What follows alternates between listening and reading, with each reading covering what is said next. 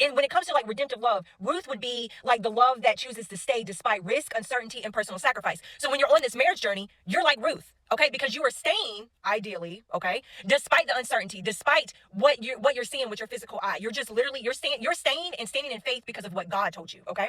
Boaz represents the love that restores, provides, and protects. He didn't ignore the brokenness, he engaged it with action. And Boaz, of course, just like in the story of Ruth and Boaz, Boaz is like Jesus for us, okay?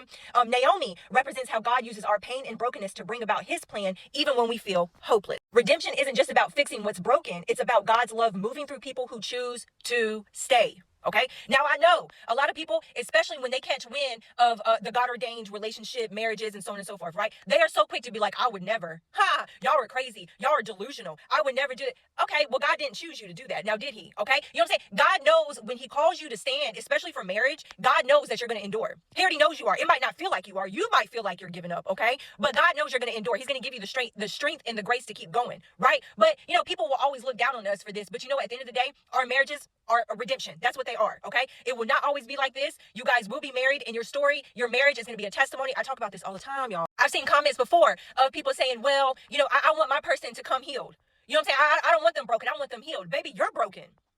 You're broken.